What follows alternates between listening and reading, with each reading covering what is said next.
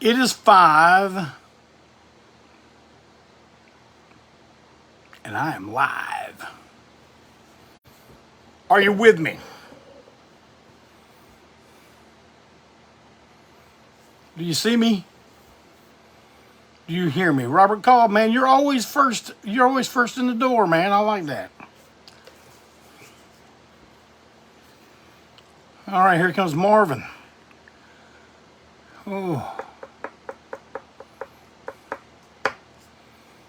Give a few more people a chance to get in here before I start rambling and tell you what's going on. Happy Tuesday.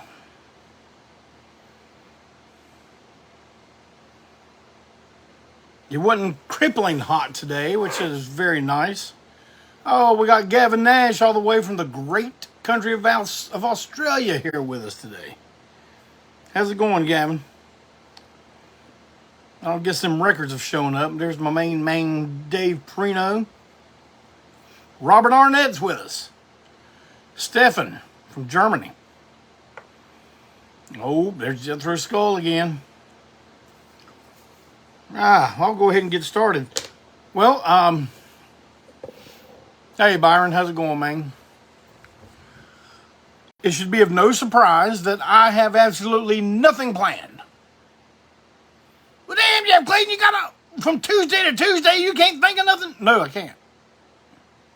Oh, Stephan from New Zealand. Sorry. The great country of New Zealand. So,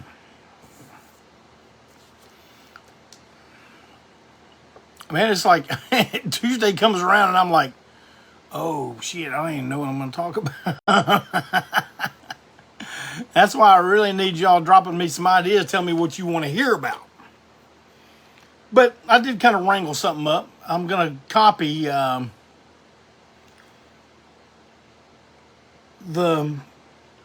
format of a Malcolm Tent, of Tent Talks Tunes. I'm going to do a little bit of what he does today. Do it in my own way. Doing my own thing. But I do have stuff to tell you about, and I'll do that. Well, first,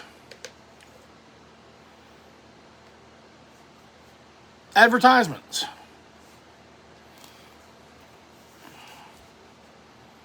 Live from Quarantine 1. On sale now, black vinyl with full color poster inside. Shrink wrap's kind of making a weird psychedelic light thing, but yeah, that's going on. Live from Quarantine 2. And it glows in the dark. That's glow in the dark vinyl right there. Sticker ain't gonna lie to you. There. I also have the G.G. Allen and ANTiSEEN Murder Junkies LP is Spanish, pressed in Spain. Oh, yeah.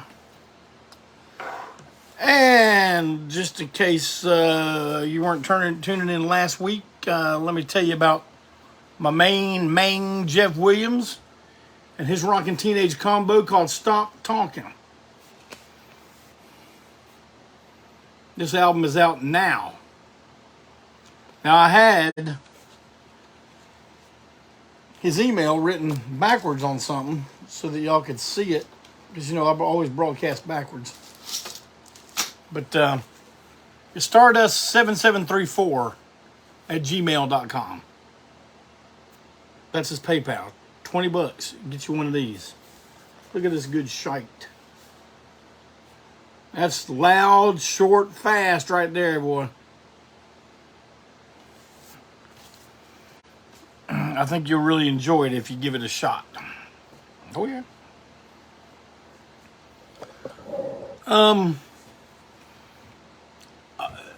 The thing everybody's talking about on the internet that's not politics or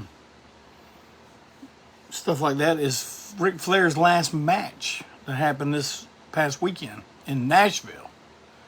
Thomas O'Keefe was there live.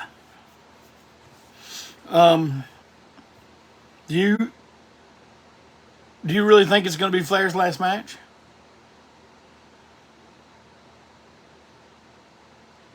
I'm thinking after that big payday, probably not. I myself didn't watch it. Now, I love Ric Flair. Man, Ric Flair is my favorite wrestler of all time. But all the stuff going on in wrestling now, man, I'm really not that interested in it. I like to keep up with what's going on. I know he's like, damn, Jeff Clayton, you're just like old shit. But yeah, I guess. I mean, I think the match that Ric Flair did against Shawn Michaels when he retired was the perfect way to go out. It was a great match.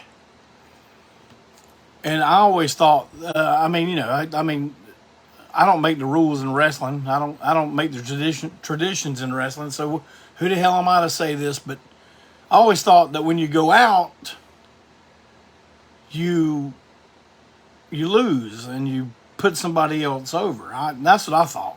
But which in that match Flair did. He lost and kind of passed the torch to Shawn Michaels. Shawn Michaels didn't need a damn torch passed to him at that point, but you know what I mean. Symbolic. But and I'm not going to be one of these smart marks just sitting around telling everybody what they think Ric Flair should or shouldn't do. Man, that's up to Flair. That's between Flair and what's he got inside of him and whoever he answers to. Meaning in here and in here. So, I mean, I'm happy for him. He got the payday and all. But other than that, I really don't have an opinion because I didn't watch it. I've only seen a few clips. And, I mean, honestly, I didn't understand the son-in-law tag team partner. I didn't understand Jay Lethal.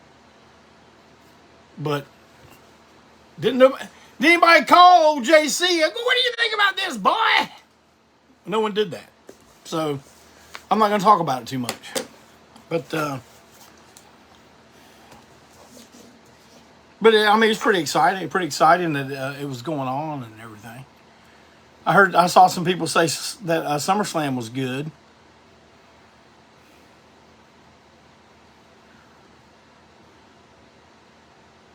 I'll tell you what I'm gonna do right now. Though this is something I learned from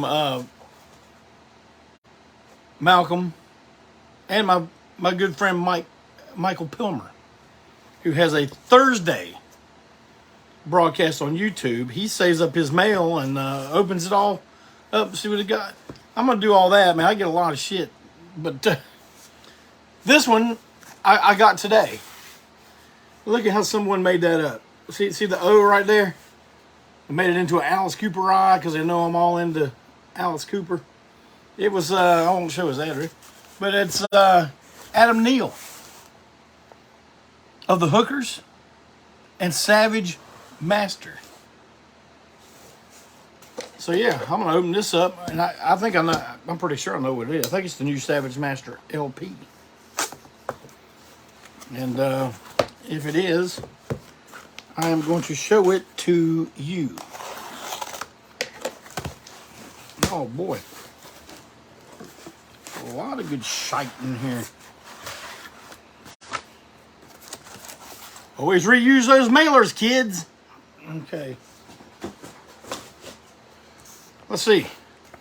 Savage Master sticker. Which will make its way on the back of the Break On Through Studios door that I'm going to show to you very soon. I'm going to show you the whole damn room, man. You know what? Well, it may not be next, but it may be the one after next. Oh. Compilation Hookers CD, Blast from the Caskets, Volume 2. Yeah, a bunch of their singles and B-sides and stuff put on one CD. That's all right there. Now this, okay. This is some, this is a side thing that Adam has going on. Barbarians of the Wasteland. That's the title of it. The group name, I guess, is Dragon's Kiss. Look at that good shite. Oh, yeah. Dragon's Kiss. Y'all, before I show you this, I got an emergency. I am about to lose power. So let me hook up. Let's see if that did anything. Yeah, I think so. Okay, I think we're good. This is Savage Master, Those Who Hunt at Night. Boy, this is a nice record jacket. Nice matte finish on it. They did a photo this time, which is a good decision. I think they're a very photogenic band. And as you can see, that worked out real good. Yeah. Let's see what's inside here. Oh boy. Probably can't show this on, I'll do it real quick. There you go. Let me see what kind of vinyl I got here. Oh, that is nice. Look at that.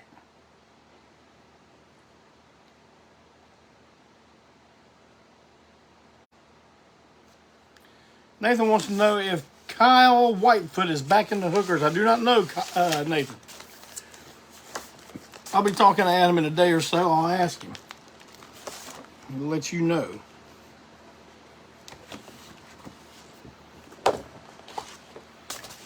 High glossy looking lyric sheet.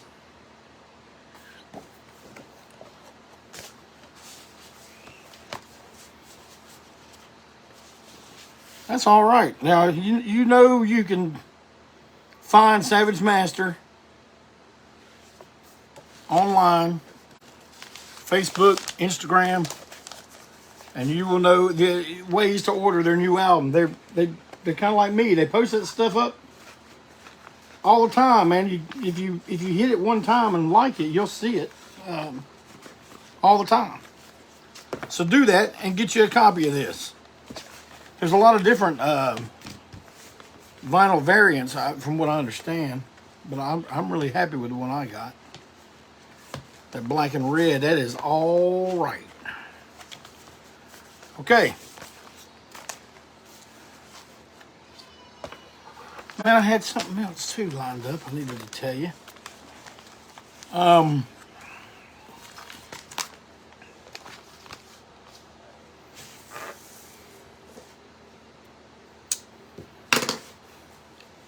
You can ask me some questions if you want to. I'm real close to the phone this time, so I can probably see. But,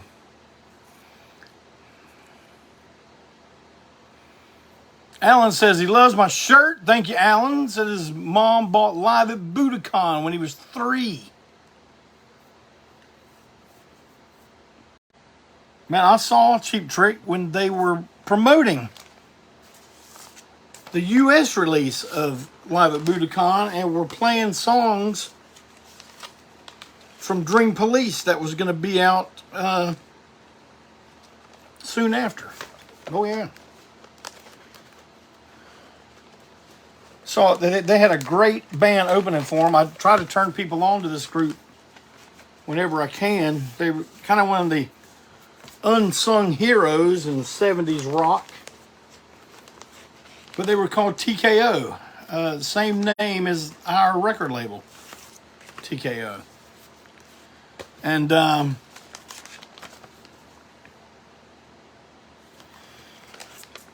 they were from Washington State. And they were pretty damn incredible. You ever want a group that sounds like The Who? TKO on their album Let It Roll at times sounded very, very much like The Who.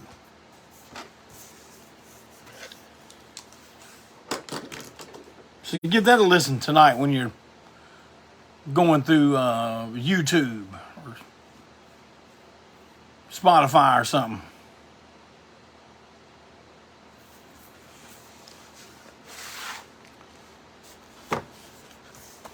Man, I had something on the damn tip of my brain to tell y'all, and now I can't remember what the hell it is to save my life. But what I got right here to my left is a box of 7-inch records.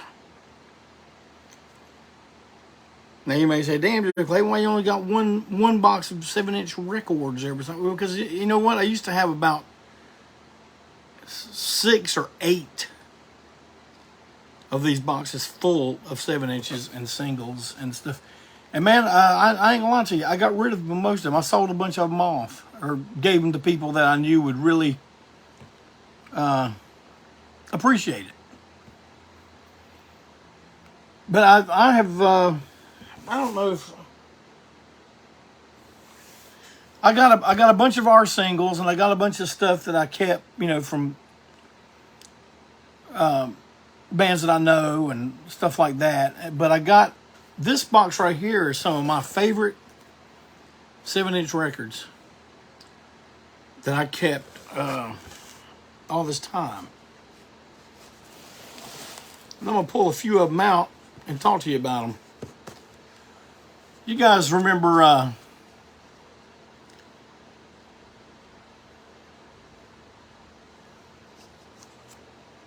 Rancid Vat?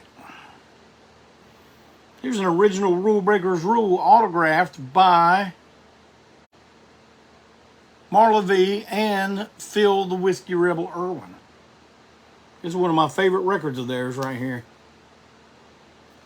Rule Breakers Rule. Here's another. This is a later Rancid Vat. It's not the current Rancid Vat, but this was the Philadelphia. In my humble opinion, one of the best lineups ever of Rancid Vat. I don't know if I'll find out if this is the lineup with Eric Perfect. It's definitely Cosmo. Oh yeah. Eric Perfect played on. This is Cosmo, Marla, Whiskey Rebel, and Eric Perfect. And this was a damn good single, and everything from the cover is classic to the liner notes. Called Blobs Have More Fun. Now that is an actual picture of Cosmo's dad, Big Bob. Yeah, I didn't hold it up there too long. Don't want to go against community standards. But oh yeah, I knew what I was going to do. We'll go through a few more records in here.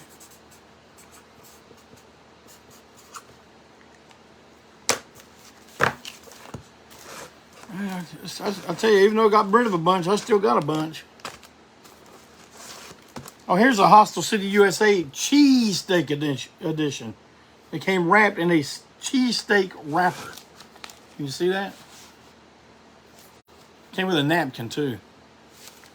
Pristine. Not for sale. Nothing in this box is for sale. This is the stuff I'm keeping. After I die, somebody can get a hold of it.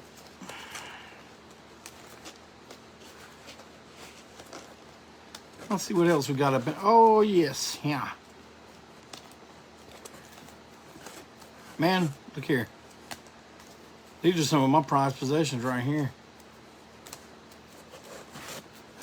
There's a bunch of Dead Moon. Look at all them Dead Moon singles. That's not all of them. They got a shit ton. But every one of these are signed by Fred Cole and Tootie Cole. Tootie just writes Tootie. I mean, like, how many Tooties are you gonna know? All right. Fred just writes Fred Cole, but that's cool. See, look at that.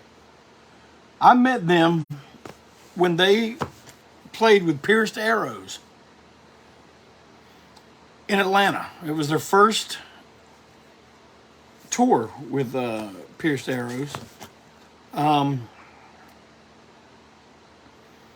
man, I've loved them forever. Ever since I first heard about them, man, I think it may have been Fred Mills, the writer here in Charlotte, that turned me on to Dead Moon. And much like the same story with Jeff Dahl, you know, another way you start hearing about them and stuff is when you're reading the magazine. We're reading magazines that had a review of our records. Well, Dead Moon was putting their stuff out at the exact same time. And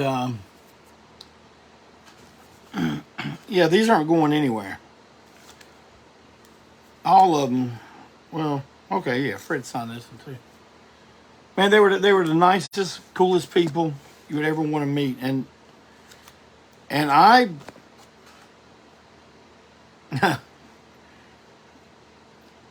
on this one Tootie wrote, "Keep North Carolina safe."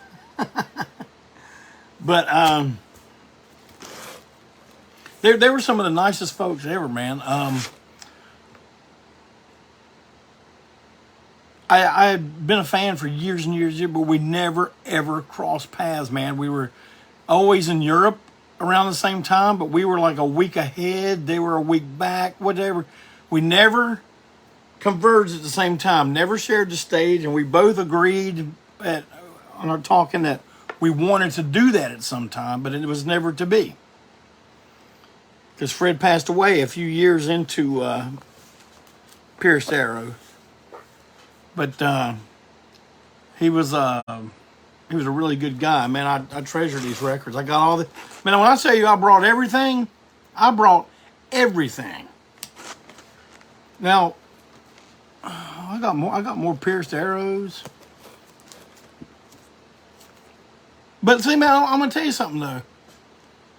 You know, we got a lot of shit. We got a lot of records, and I know some people, some artists are real about signing. So, man, let me tell you something. If you got my records, if you bought my records, I don't care if you bought them new, if you bought them from me, if you bought them from somebody else that was getting rid of them. If you bring them to me, I'm gonna sign everything you got. Now, when I might have told you, may have told you this one before, but once in Oklahoma City, we were playing this club. I cannot remember the name of it. We were staying with our main Lloyd Nickel, and we were playing this club, and these two guys owned a record store right beside the club. And man, when I tell you that these guys had everything we've ever been on, I mean everything.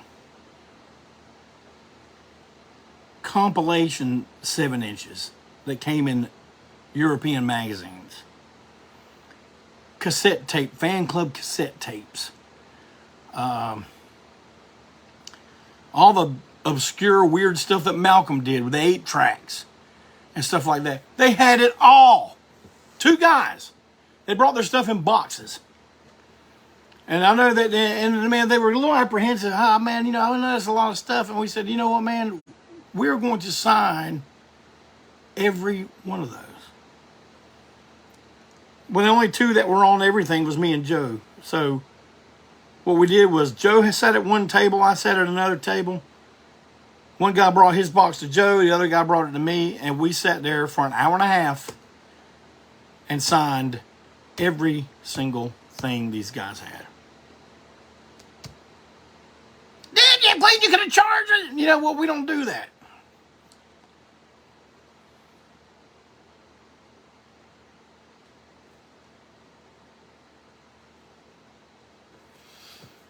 You know, one guy got his all signed. he took his box over to Joe, the guy that was Joe's. He brought his box over to me, and I did them all again. We signed some weird stuff too, man. I once signed a tennis shoe. I signed a car one time. Now this is not an original of this record, but man, I love this record. And I never owned the original. I had it on cassette tape and all, but this record used to be on the jukebox at the Milestone back in the early 80s and mid 80s. Stayed there for as long as the jukebox. I don't even know where that jukebox is, but if none of the records got stolen out of it, it's probably still on there. But this Texas band called Legionnaire's Disease. Rather see you dead than with wool on your head. This is a reissue. Did a damn good job of it too, man. Look at that opaque red vinyl, man. I love it. I ordered it from the guy, you know, and I don't never make no introductions. Hey man, you know me, I'm that guy in ANTiSEEN, son. I don't do that kind of shit. I just order it. Bam. Well, he knew who I was. He could tell by my name, and from Rock Hill, South Carolina at the time. And he's like, well, no, I guess I was back in Charlotte then. But, you know, he wrote, hey, man, I'm a big ANTiSEEN fan, man. Love you guys. Thanks for buying my record, man. You know, we really took a lot of pride in doing it. And it shows. It shows. They took a lot of pride in it. It's very, very good. It is...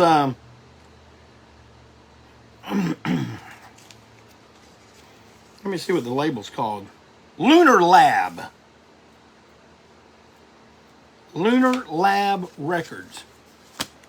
So, man, I'm telling you, if you see that record, of course, if you see an original, snatch it. But if you see that repress, snatch this up. You are going to love it. Hell, listen to it on YouTube tonight. Legionnaire's Disease. Rather see you dead. There's a video of them. Man, that's like late 70s Texas punk rock. Man, I'm going through the whole stack of hookers now. There's a bunch of hookers records in here, bud. There's a bunch of... Now, I got all my Discharge singles, but they're all reissues. I ain't gonna sit there and tell you, oh man, I got the originals on it. I don't. I got reissues. But this one, now this, I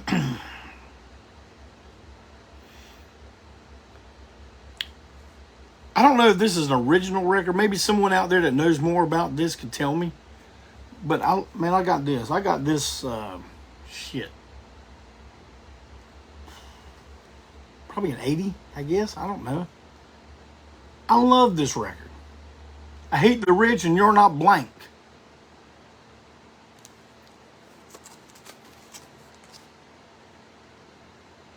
There's something about these old records, man, and the sparse stuff. But all right, like now, look here. Look at the See that's those press-on letters, man. The first few ANTiSEEN records were done with press-on letter, man. You had to go buy a sheet at the art store.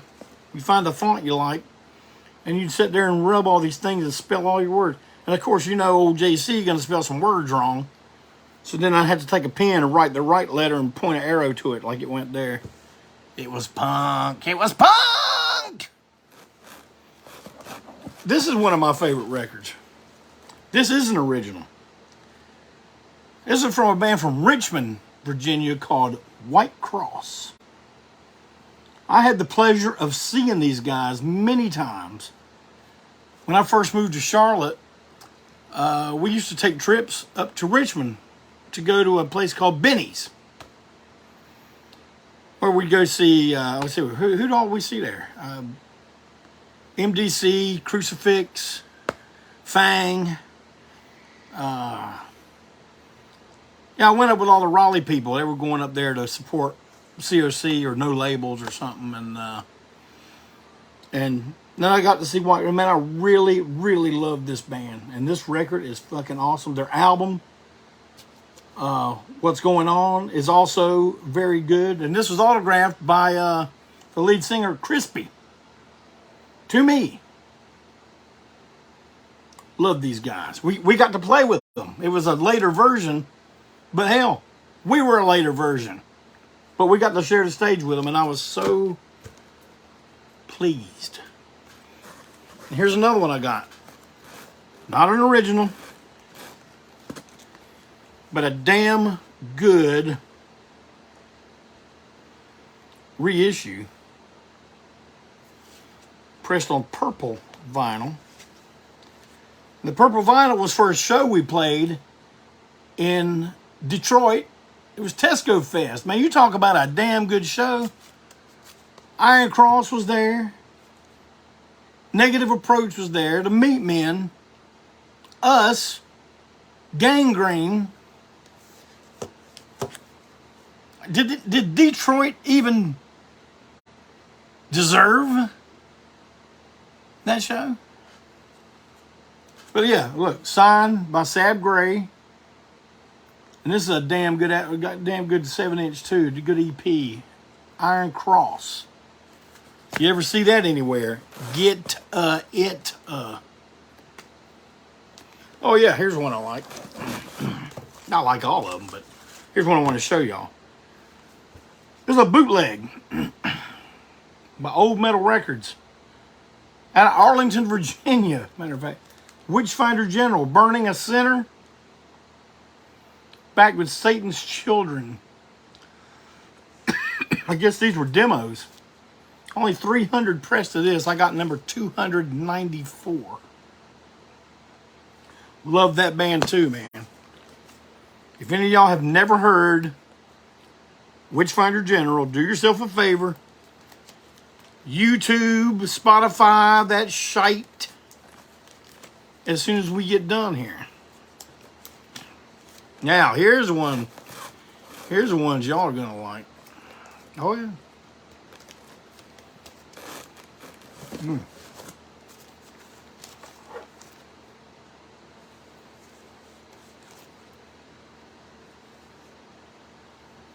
Okay, look at this. This is from 1984. I have no idea how many of these were even pressed. On Dynamic Records. Look at that. That's Rocky Erickson's Starry Eyes and Don't Slander Me. Now, I don't... And man, these versions are not the ones that were on the 12-inch LP called Don't Slander Me. These were different. And so, you've got the version on the LP of Starry Eyes. There's this version. Starry Eyes is one of my favorite songs by Rocky. I don't know where it fell in my list, but I'm sure it was in there.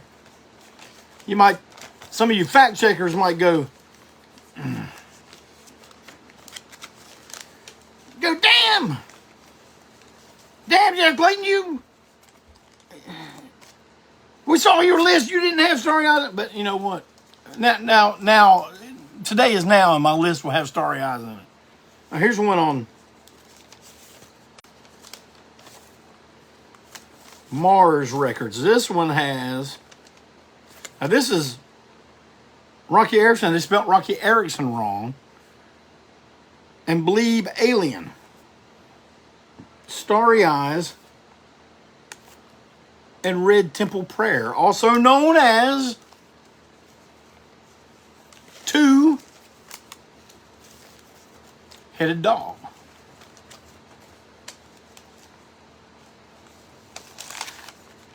Now this right here is hands down my favorite Rocky Erickson record of all time. This one is from 1976. The 7-inch of Bermuda and The Interpreter. The Interpreter, shit, I don't know. That may have been number 1 on my list. If it ain't, it is today. Look at that. See, there was the Captain Colors logo that I have tattooed on my arm right there. long before the guy from Caius. Oh man, here's another one. Now I've seen a version of this in green, and I happen to have the one in purple. That is the, it's known as the two-headed dog 7-inch, but it is, it's got mine, mine, mine. Click your fingers applauding the play. Two-headed dog, and I have always been here before. And if you notice, it's that same picture. Something been done to it, but it's the same picture. And whoever that is standing in the back there, we'll see, there's him. I guess this one is also from 76. But it was made in Paris. That's in France. Dylan, did you ever meet Rocky? I did meet Rocky. There was a whole episode on me talking about that whole... We didn't just meet him one time. We used to go visit him.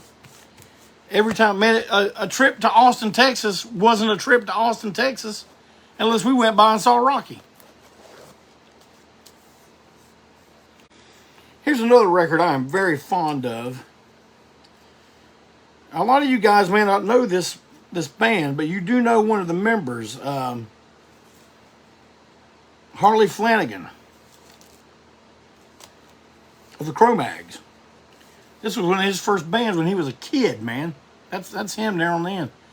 This is the Stimulators. I bought this off of them at a show in 1980 or 81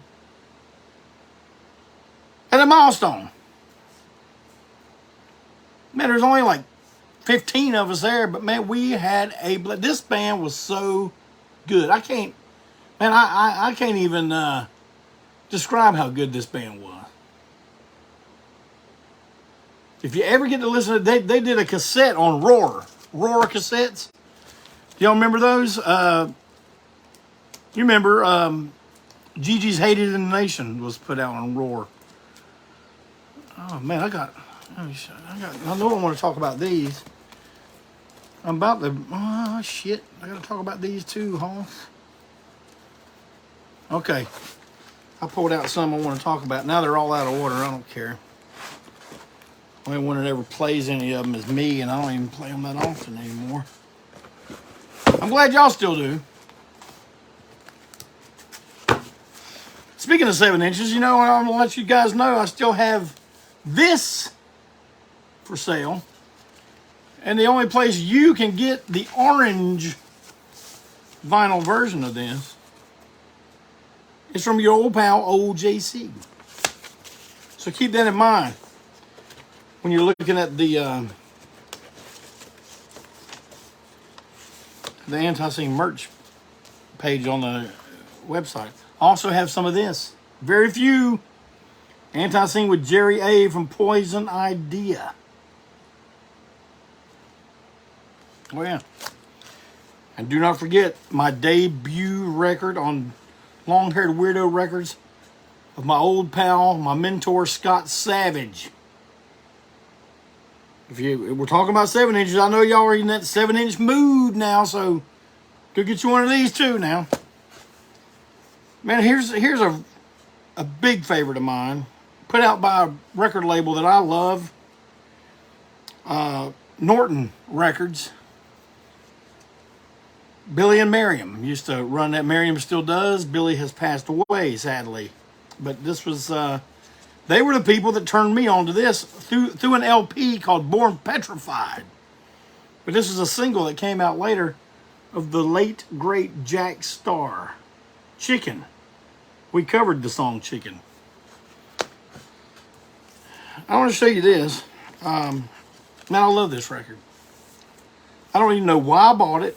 I know where I bought it. I bought it at Grapevine Records on Independence years ago for $3. Holly and the Italians. Tell that girl to shut up. Backed with Chapel of Love, the old 50s song. Going to the Chapel of Love. This record is so good. This is punk, punk, punk. Power pop punk. And later, there would be a major label LP of Holly and the Italians. And I think they had both of these songs on it. But man, of course, when a major label gets a hold of some of these bands, they smooth out all the rough edges. And that is what happened. I don't even own that, man. Because when I had this, man, I got this probably in '80, and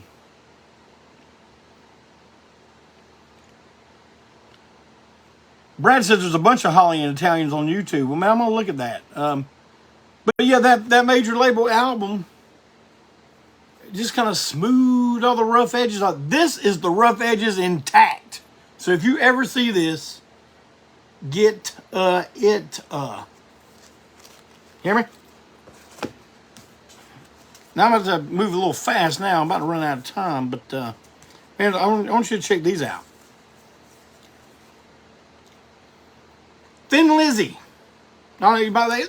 Man, Jeff Clayton, kid, you read, son? That don't say Thin Lizzy. That says the Greedies. Well, the Greedies is 3/4 of Thin Lizzy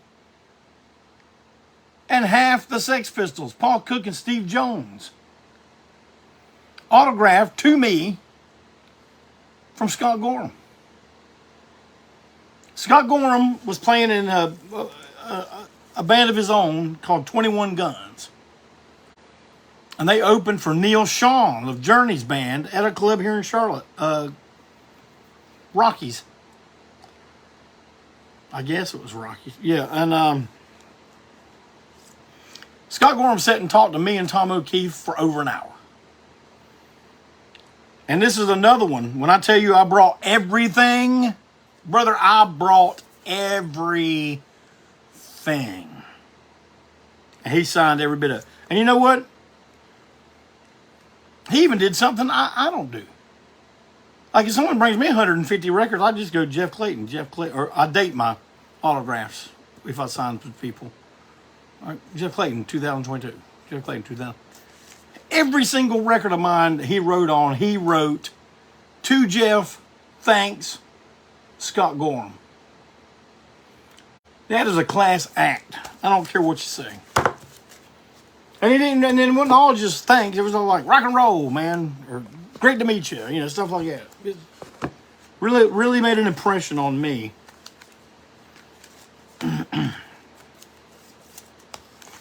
These are some of my favorites.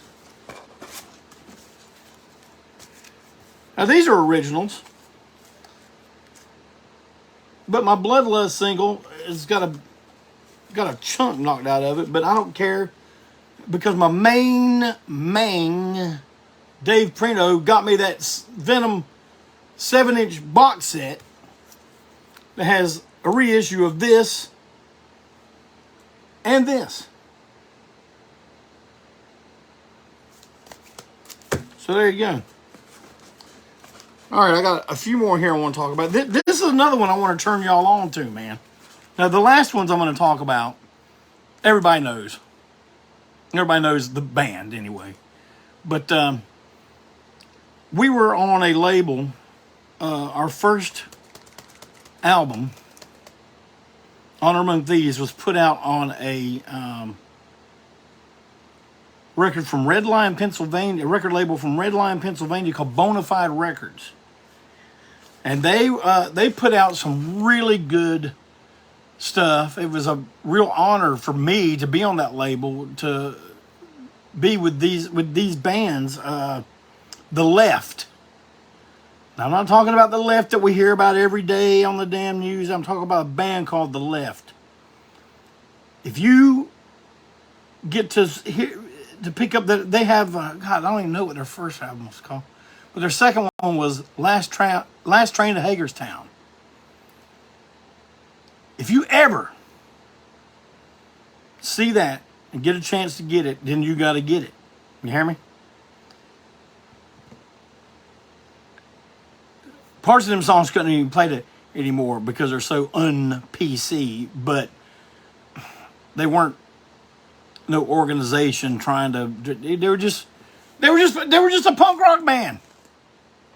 Remember back when punk rock bands could be punk rock bands? Question authority, except for when they try to put a experimental drug in me. But anyway, Bonafide put out this guy right here, George Brigman. Remember that name, George Brigman. This is a single. It's George Brigman and Split, Silent Bones. This is some good shite. But George Brigman's got out a few albums too. Matter of fact, George had a 12-inch record put out on a label called Resonance, which we almost signed to. We almost signed a damn contract in New York City because George Brigman was on it. The Pagans were on it. Yes, Dave. Hey, baby, won't you take your pants down? Or pull your pants down. It's on this one. Hey, baby, won't you pull yourself down? Pull your pants down. Yes, this is good shit right here. Yep, you're right, Dave. I know you know this stuff. You're probably like, damn, Jeff Clayton, you got damn mainstream stuff. But, yeah, we almost signed to that Resonance label. Man, the contract was like 30-something pages long. And we're just like, man, we're small town and just off the damn watermelon truck in the big city there, boy. But a 30-page contract, that's a red flag for us. So we took it back to North Carolina with us. And we had a friend of ours, a lawyer, look it over. And he's just like, man, this here says that if you sign with them, not only do they own whatever you turn in to them, then any of your previous masters become their property. And we're like, oh, no. We're like, man, what if we want to put out a limited edition of 15 records? Can't do it. They own the shit. Nah, we ain't signing. So we didn't. And they went out of business. So there's that. These are some of my favorite records that I own. I'm going to start with the least rare. In your monkey suit. In your monkey suit. In your monkey suit, you just look like a monkey. I love that song. Butcher baby, they're gonna take you away. Oh yeah. Oh, let me show you the vinyl. The vinyl on these is awesome. Look at that. Ooh. Now you're probably like, well, damn, Jeff Clayton, you showing us damn plasmatics. You don't got those early Vice Squad singles.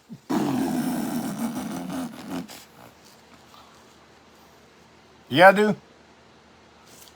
Let's look at the vinyl on these.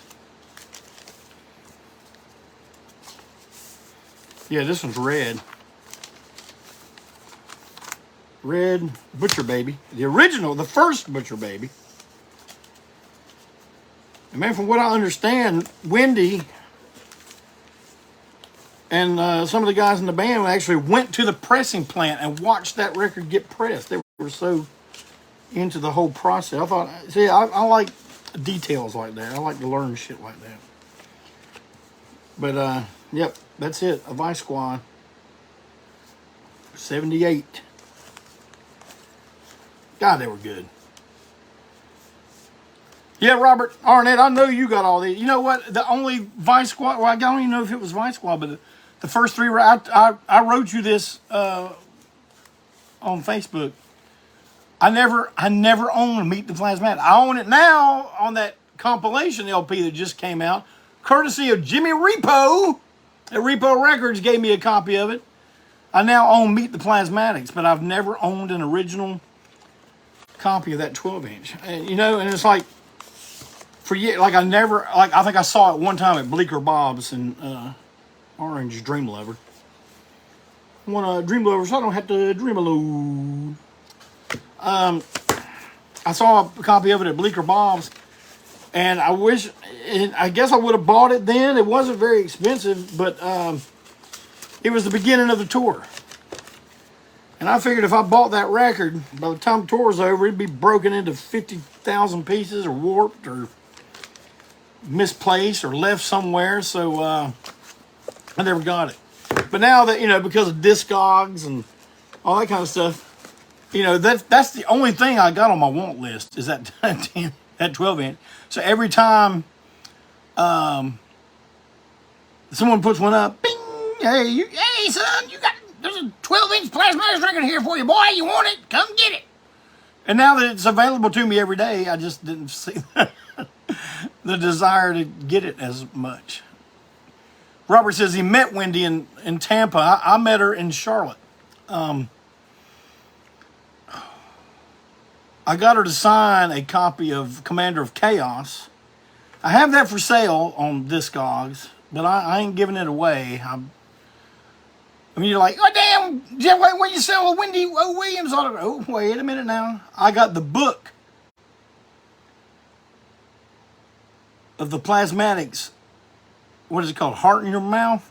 Signed to me. Love, Wendy O. Williams. On the inside page. Got it when I saw her at Kidnappers. She was touring for Commander of Chaos. And it was pretty cool, man. She says she's up on stage, she's wearing tennis shoes, jumping around and stuff. And they were in between songs. She noticed her shoe was untied, and she throws it up on the monitor, and she looks down at me and says, hey, tie my shoe. And so I tie her shoe for her. That was pretty funny. But we talked to her, outside after the show, and she was a really, really nice, really sweet lady, and real friendly. And I'm glad to have got to meet her. All right, so hey, I ran over time today, but I had fun talking about these records. I got a lot more. That's not the only records I got, but I just wanted to take some because I was completely unprepared. I figured I'd just copy Malcolm Tent's format for one day. He is the minister of propaganda. So, all right, but I'll tell you what, before I sign off, I'm going to give you a top 10.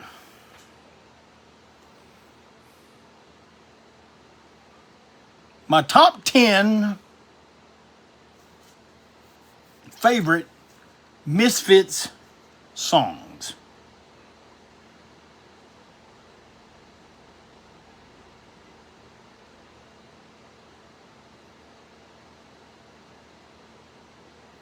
Okay, that's it, man. I appreciate y'all being here today. I have enjoyed talking to you, at you. Please send me some ideas of some shit you want to hear me talk about. Some top 10 ideas. I know y'all give me some, but man, they get lost in the shuffle of everything. But I appreciate you. I appreciate the hell out of every one of you. And hell, I'll see you next week. Maybe. I may have someone fill in for me. That someone may be Malcolm Tent. I've not discussed that with him yet, but I'm sure he's here. I'm sure he hears. Now he knows. Thanks, everybody. Talk to you soon.